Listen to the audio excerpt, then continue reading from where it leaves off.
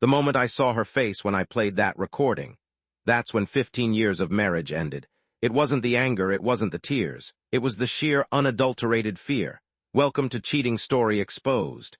Please subscribe and hit the bell. My name is Daniel, I'm 48, and until 6 months ago I ran a successful architectural design firm.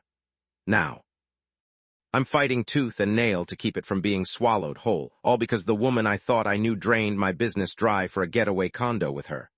Well, you'll hear about him soon enough. My life with Olivia was comfortable, predictable.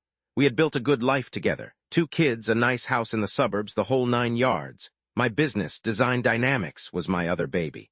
It wasn't glamorous, but it paid the bills, and I took pride in the work we did. Olivia handled the books. I trusted her implicitly. Big mistake, the first red flag. It was subtle, almost invisible, a bounced check, a small vendor payment, nothing major. Olivia brushed it off as a bank error. "These things happen, Daniel, don't worry your pretty little head about it," she had said, kissing me on the cheek. But the gut feeling, it was there, a tiny little prickle of unease. I dismissed it. I wanted to dismiss it. Trust was the foundation of our marriage, wasn't it? But I'm getting ahead of myself. Let me tell you how I found out, and trust me, the way I discovered it was worse than the affair itself. A few weeks later, another bounced check. This time it was a larger amount. I confronted Olivia. "What's going on?" I asked, trying to keep my voice even. She was flustered, apologetic. "Oh, Daniel, I'm so sorry. There have been some unexpected expenses, family emergencies. I didn't want to worry you."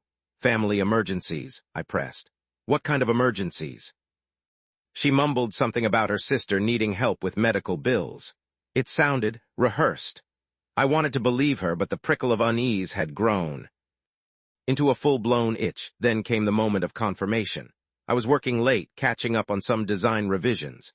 Olivia was supposed to be at a book club meeting. I needed a specific file, one that she usually kept on her computer. I knew her password, always had. I logged in. The file wasn't there, but what I did find was a folder labeled Personal. Inside were bank statements, not our joint accounts, but a separate account, one I knew nothing about, and the transactions. Large withdrawals, frequent transfers, all leading to a shell corporation. Looking back, the signs were there. The late nights at the gym, the sudden interest in yoga retreats. But I'll get to the text message that changed everything in a moment. The shell corporation, I quickly discovered, was connected to a real estate developer in the next county. A developer known for building luxury condos. My blood ran cold. I felt sick to my stomach. The woman I had shared my life with, the woman I had trusted with my business, was systematically draining my company's funds. Rage warred with disbelief. I wanted to scream, to confront her, to demand answers. But I knew that wouldn't get me anywhere. I needed proof, solid, irrefutable proof. I decided to play it cool, for now. I closed the laptop, trying to appear normal when Olivia got home. That's when my phone buzzed. What I saw next made me pull over to the side of the road the next day. The next day, I was driving to a client meeting when my phone buzzed. It was a text message from an unknown number. "He's waiting for you at the bistro." Attached was a photo. Olivia sitting at a table holding hands with a man I didn't recognize. The bistro was a swanky restaurant downtown, known for its discreet clientele.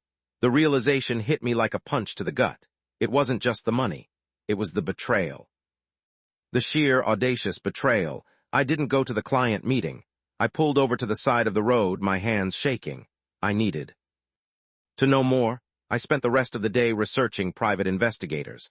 I needed someone discreet, someone thorough, someone who could get me the evidence I needed. 12 years, 3 kids, one lie that unraveled everything. I hired a private investigator named Isabella.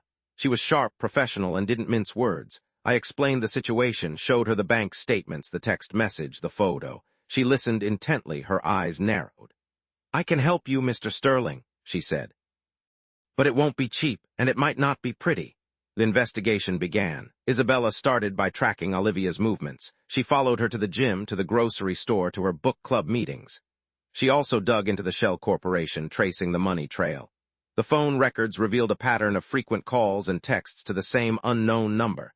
It was like watching a slow-motion train wreck. She had no idea what was coming. Neither did he. But I did. The affair partner was identified as Julian, a divorced contractor in his late 30s. Isabella found out he was working on a project for the same real estate developer who built the condos. The pieces were starting to fall into place. Olivia was using the stolen funds to buy a condo with her lover. My condo, my business, my life. Isabella provided me with regular updates, photos, and videos. I saw them together, laughing, holding hands, acting like a couple in love. Each piece of evidence was like a knife twisting in my gut, but I couldn't let my emotions get the better of me. I had to stay focused, stay strategic. But what I didn't know was that Julian had secrets of his own. One evening, Isabella called me with a new piece of information. "Julian isn't just divorced, Mr. Sterling," she said. "He's also engaged to a woman named Alina, and she's pregnant." My jaw dropped. Olivia was being played, too. The irony was almost comical.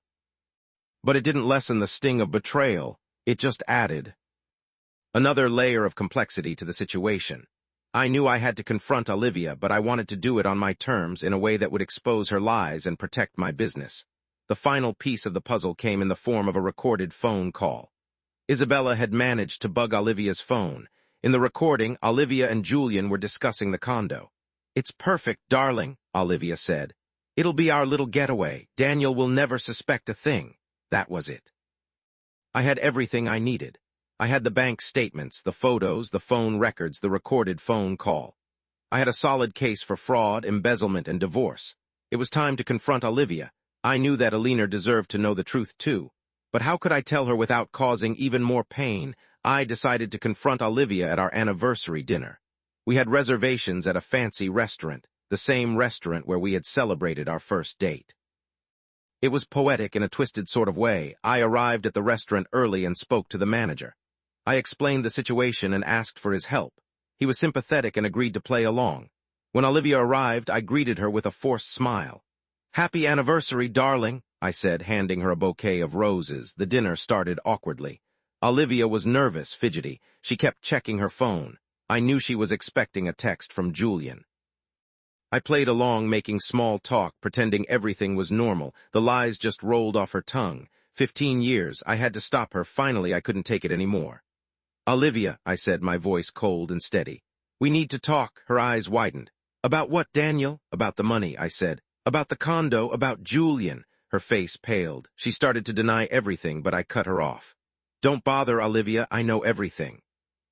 I signaled to the manager, who brought over a laptop. I opened it up and played the recorded phone call. Olivia's face went from pale to ashen. She froze, her eyes wide with fear. "I can explain," she stammered. "Explain what, Olivia?" I said, my voice rising. "Explain how you stole from me. Explain how you betrayed me. Explain how you were planning to run off with another man." The look on her face was priceless. That's when I knew. I had won. I then pulled out a folder containing all the evidence, the bank statements, the photos, the phone records. I laid it all out on the table like a deck of cards. "I'm filing for divorce, Olivia," I said. "And I'm pressing charges. You're going to pay for what you've done." Olivia started to cry. She begged me to forgive her, to give her another chance, but I was done. I had no sympathy left for her. "It's over, Olivia," I said. "It's all over." But I wasn't done yet. I knew I had to tell Alina the truth about Julian. I left the restaurant, leaving Olivia sobbing at the table. The next day, I contacted Alina. I explained the situation, showed her the evidence. She was devastated. She had no idea that Julian was having an affair. Together, Alina and I confronted Julian. He denied everything at first, but when we presented him with the evidence, he broke down. He admitted to the affair, to the condo, to everything. Alina ended her engagement with Julian. She was heartbroken, but she was also grateful for the truth. The legal battles were just beginning, but I was ready for the fight. The divorce was messy, but I had the upper hand. Olivia tried to deny everything, but the evidence was overwhelming. The judge ruled in my favor. Olivia was ordered to return the stolen funds and pay my legal fees. Julian also faced consequences.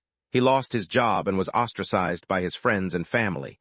His reputation was ruined. It took time, but I managed to rebuild my business. I hired a new bookkeeper and implemented stricter financial controls.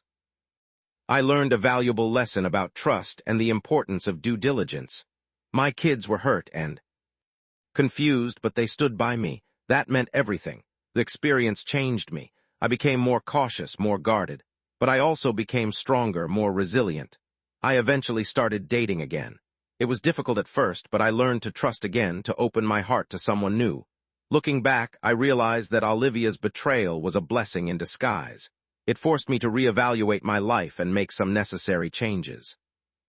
My message to anyone going through a similar situation is this: don't be afraid to fight for what's yours. Gather evidence, seek legal advice, and don't let anyone take advantage of you. It's a long road to recovery, but it's possible to rebuild your life and find happiness again. Justice was served. And that's all that matters, the condo. I sold it. And I made sure Olivia didn't see a dime. I used the money to invest in my business and secure my children's future. And that, my friends, is how I turned betrayal into a new beginning. Thanks for watching. Don't forget to like and subscribe for more stories. My next story, let's just say it involves a secret will and a family feud that almost tore us apart. Stay tuned.